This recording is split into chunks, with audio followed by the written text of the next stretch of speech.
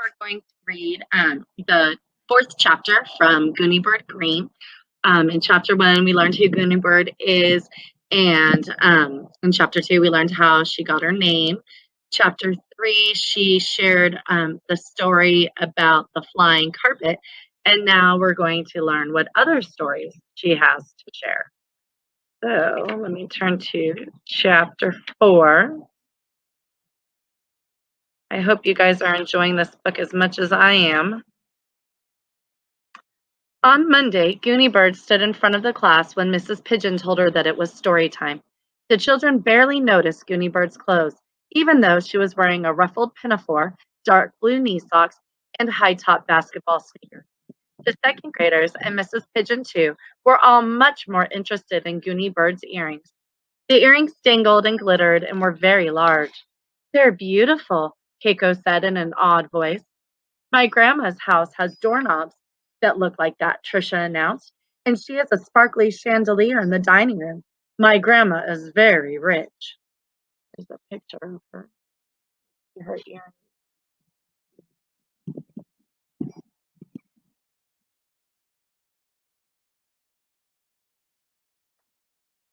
"Do you have holes in your ears?" Malcolm asked. "My mom does. My mom went and had a hole stabbed right into her ears with a needle." "I did too," Beanie called out. "I have pierced ears." "So do I," Mrs. Pigeon told the class. "It's very windy out." Told the class. She turned her head from side to side so that they could all see her small gold earrings. "No," Gooney Bird said. "My earrings screw onto my ears. They have little screws that you turn." Barry Tuckerman thrust his arm into the air and waved it wildly. Around him, other children had their hands raised too. "My mom has pierced ears," Barry said loudly. "Ben," Mrs. Pigeon said next. "My mom has pierced ears, and so does my grandma."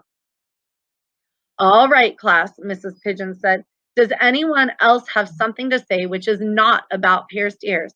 Because it is time for Gooney Bird to begin today's story." All of the hands disappeared except one. Chelsea kept her hand high in the air. Mrs. Pigeon sighed. "Chelsea, my mom has a pierced nose," Chelsea told the class. "Oh, no," Keiko wailed. "I'm going to be sick." "Shh," the other children said. When the class was quiet, Gooney Bird began her Monday story. The Prince, the Palace, and the Diamond Earring. Once upon a time, before she moved to Water Tower, when she still lived in China, Gooney Bird Greene was on her front porch playing Monopoly against herself. Gooney Bird number one, the Thimble, owned all 4 railroads and St. Charles Place, which she liked because it was magenta. Gooney Bird 2, the car, was having a harder time of it. She owned Atlantic Avenue and Pennsylvania Avenue, and she liked the combination of yellow and green. She also owned both Waterworks and the electric company, but unfortunately, she was in jail. Suddenly, just as Gooney Bird 2 tried unsuccessfully for the second time to throw doubles and get out of jail, she heard someone calling loudly, "Napoleon is missing!" It was the prince who lived next door. Hands flew up into the air, and Gooney Bird looked impatiently at her classmates. You can see everyone's wanting to ask questions.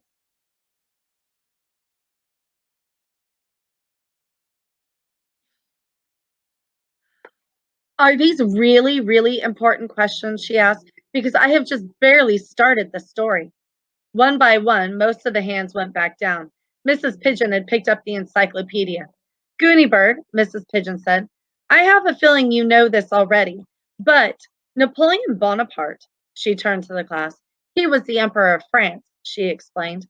"Oh," Keiko said, "I love emperors." Mrs. Pigeon, still looking at the encyclopedia, went on. "Napoleon was born in 1769. That's more than 200 years ago." "Mrs. Pigeon! Mrs. Pigeon!" Barry Tuckerman was halfway out of his seat, waving his hand. "Yes, Barry, my grandmother once saw an emperor butterfly, but now it's extinct. It was purple," Barry Tuckerman said. Gooney Bird sighed. "Do you want to hear this story or not?" she asked. "I can't wear these earrings all day. They're very heavy." "Yes, we do," Mrs. Pigeon said. Please go on. Ready? Gooney Bird asked the class. Everyone was ready, so Gooney Bird continued. Gooney Bird, the prince called, sounding very distressed. Napoleon has disappeared. Can you help us find him? Gooney Bird carefully tucked all of the Monopoly money under the edge of the board so that it wouldn't blow away. There was a slight breeze. She had had problems with money blowing away in the past. She kept her own money collection, which she carried with her at all times, safely contained in a Ziploc bag. Then Gooney Bird set out to look for clues that might reveal the whereabouts of Napoleon. Napoleon was not the Emperor of France. He was a large black poodle. Every hand in the second grade classroom shot up, even Felicia Ann's. I knew that would happen, Gooney Bird said. I just knew it. Time for an intermission. Mrs. Pigeon, do you want to deal with this? Mrs. Pigeon nodded. She thought for a moment. Then she announced, Every child who has a poodle, put your hand down. 4 hands went down. Now, Mrs. Pigeon said, every child whose grandmother has a poodle, hands down. 7 more hands were lowered.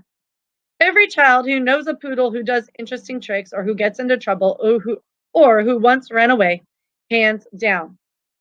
Other hands went down, and now there were just 3 hands still in the air. Beanie, what kind of dog do you have? Mrs. Pigeon asked. Golden Retriever. That's lovely. Ben? Corgi. Good. And finally, Tricia? I don't have a dog, Tricia said sadly. I'm allergic to dogs, and my mother said I can never ever have one, or even a cat, not ever, because I might have a terrible asthma attack, and then I would have to go to the hospital, maybe an ambulance, and we understand, Tricia. And now let's go back to the story, because we still don't know what happened to Napoleon or about the palace, said Keiko, and the earrings. Gooney Bird shook her head a little so that the earrings moved and sparkled in a glamorous way. Listen for the word suddenly, Gooney Bird advised. I put one in the story already, but I like to sprinkle in several. Some other suddenlies will be coming soon. Gooney Bird examined the prince's backyard. She saw a place where the ground was disturbed by the corner of the fence. Look, she said. See this bit of dog hair caught in the fence? That looks like Napoleon's. See, she said next, pointing to some newly dug earth. Here is where Napoleon wiggled under the fence. What a good detective you are, the prince said to Gooney Bird. Gooney Bird let herself out of the yard and through the gate. She sniffed. She listened. Suddenly, there's a suddenly called Malcolm. Good listening, Gooney Bird said. Then she continued. Suddenly, because of the clues that she smelled and heard, Gooney Bird moved forward. There, at the end of the alley, was an overturned garbage can, and there, with his head inside the can, was Napoleon eating garbage. He had coffee grounds all over his face, and an orange peel was stuck on one of his ears. You naughty thing, Napoleon, Gooney Bird said, and she took hold of his collar. Napoleon burped. Oh no, Keiko cried. Not garbage, not burping. Shh, the other children said. Many hands were waving in the air. Mrs. Pigeon stood up. No stories about dogs eating garbage, she said firmly. Not a single one. All of the hands went down. Please, please, please tell about the palace and the prince and the earrings, Chelsea begged. I'm about to, Gooney Bird said. Gooney Bird took Napoleon back to his house. The prince asked Gooney Bird to go to the palace for a reward. Did you get all dressed up in a ball gown? Beanie asked. Maybe a tiara? Asked Tricia. I hadn't planned to describe clothes, Gooney Bird said, but since you asked, I'll insert a little descriptive passage here. When she went to the palace, Gooney Bird was wearing clothes from the L.L. Bean catalog. She wore island hopper shorts with front flat pockets and a pointel knit tank top in sun yellow. The prince had on a rugged canvas shorts and polyester and nylon, pale khaki plaid, short-sleeved. Malcolm disappeared under his desk. Ben picked up his arithmetic book and began to do some problems. Nicholas put his head down on his arms and closed his eyes. Gooney Bird stared at them. Am I boring you? She asked. Yes, said the class. all but Felicia Ann, who was silent, and Keiko, who was not bored at all. What color were the island hopper shorts? Keiko asked. I hope blue. As a matter of fact, they were deep sea green with true blue stripes down the sides. I might wear them to school on Wednesday. Oh, good, Keiko said. I'll continue now, Gooney Bird said. It doesn't matter what clothes the prince had. The main character in this story is Gooney Bird, and it is important to tell a lot about the main character because the main character is right smack in the middle of everything. All the others are just minor characters, and it is boring to tell about their clothes. Or you could call them secondary characters, Mrs. Pigeon pointed out. Excuse me for interrupting, Gooneyberg, but I'll just write that on the board. Secondary characters. Gooneyberg waited patiently while Mrs. Pigeon wrote. Then she breathed deeply and was about to continue, but she looked at the class. She walked down the classroom aisle to Malcolm's desk and peered under it. Malcolm was asleep on the floor. Ben was doing his arithmetic, and Nicholas was making his thumbs wrestle with each other. His left one was winning. This is my fault, Gooney said loudly. I have failed to hold your attention. Of course, it didn't help that Mrs. Pigeon interrupted, but I blame myself for not inserting enough suspense into the story. Stories need suspense, Gooney said, so I shall try to add some. Shall I continue the story now? Yes, Mrs. Pigeon said. Yes, said the children, all but Malcolm, who was still asleep, and Felicia Ann, who never said anything. So Gooney Bird continued. I'll start right off with a suddenly, she said. That always wakes people up. Suddenly, when they entered the palace, Gooney Bird needed to go to the bathroom. Malcolm woke up. He popped up from under his desk. I have to go to the bathroom, he said. Go, Mrs. Pigeon told him, and pointed to the classroom door. Malcolm hurried from the classroom. Did the palace have bathrooms? Beanie asked. Oh, I'm sorry, she added. I forgot to raise my hand. Yes, Gooney Bird said. The palace had two bathrooms, gentlemen and ladies. And what about the diamond earrings? Trisha asked. I'll finish the story now, Gooney Bird said. When she came out of the ladies' room, Gooney Bird saw a gumball machine. In a palace? Keiko said. Shh, the other children said. Gooney Bird continued. Gooney Bird had not had a gumball for at least 4 months. She wanted one, and she brought her money collection since she always carried it everywhere in a very heavy Ziploc bag. Her arms had developed big muscles from carrying her money collection. Gooney Bird stopped the story for a moment and held up her arms to display the muscles. Then she went on. So Gooney Bird took a penny from her money collection and put it into the gumball machine. But instead of a gumball, out came a diamond earring. It was quite a pleasant surprise, and she screwed it onto her left ear. After that, she felt lopsided, but she could see that there was another diamond earring inside the gumball machine. So she put in another penny. She got a blue gumball. It probably matched the true blue stripes in her sea green shorts, Keiko pointed out in a loud whisper. Shh, said the class. Gooney Bird continued. Gooney Bird put the blue gumball into her mouth. It made a large lump in her cheek and it tasted like spearmint. She felt doubly lopsided now, so she took another penny from her money collection and put it into the gumball machine. This time she got a yellow gumball. She put the yellow gumball into her mouth, and now she had a large lump on either side of her face. So her face wasn't lopsided, but her head still felt lopsided because she had only one diamond earring. So she put another penny in, and she got a red gumball. She put it into her pocket to save for later. Now her hips felt lopsided. She took another penny from her money collection. This time she got an orange gumball and put it into her other pocket. And now her hips weren't lopsided anymore, but she still had only one diamond earring. Gooney Bird stopped the story and looked at the class. I'm going to jump ahead now, she said. Mrs. Pigeon, is there a word for when an author jumps ahead in a story and skips over some things? Mrs. Pigeon thought about it. When an author jumps backwards in a story, it's called a flashback. So maybe jumping ahead would be called a flash forward. Well, Gooney Bird announced, I am flashing forward. After 20 minutes, all the pennies in Gooney Bird's money collection were gone, and the gumball machine was empty. Now, Gooney Bird had 67 gumballs, 2 in her mouth, 2 in her pockets, and 63 in her Ziploc bag. Also, she had a pair of very large, glittery, dangly diamond earrings, which she wears to this day.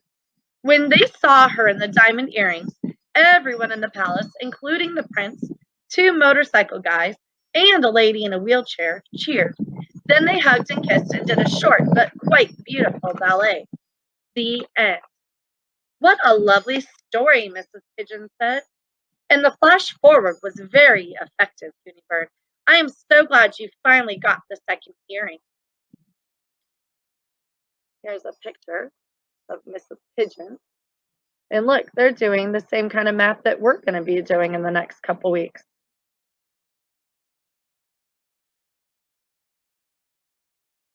Gooney Bird turned her head from side to side so her classmates could admire the earrings.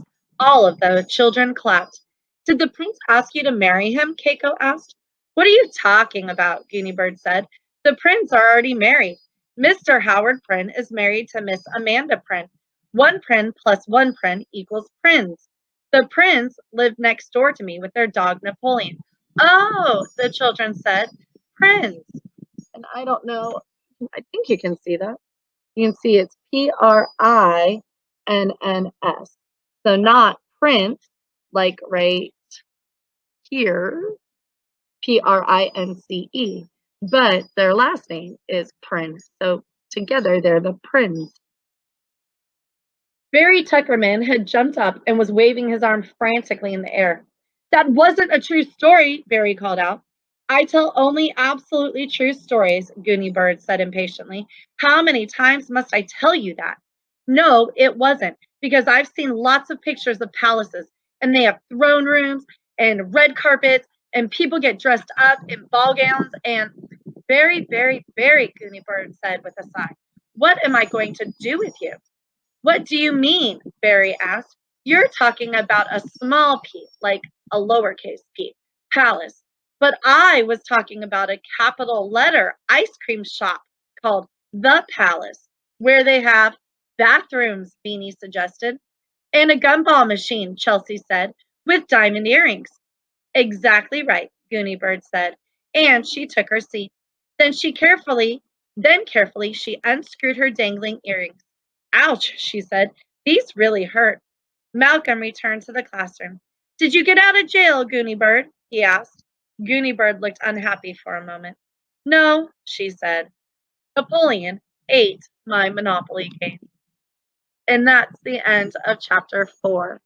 So, and then I wanted to show you real quick. This is the part where it's talking about, which way do I go? The lowercase p is right here. So that's like a palace like that a king lives in. But she's talking about the capital letter ice cream shop called The Palace, which is right there. So you can tell sometimes it's hard to tell what a word is unless you can see it spelled, because we've already learned that there's those words that have multiple meanings or have different spellings but sound the same. I sure hope you liked chapter 4.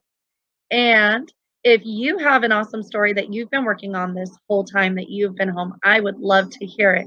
Even if it's one of the stories that you've already written for me, if you want to go back and add some more details to make it more suspenseful, just like Unibird does. Until next time.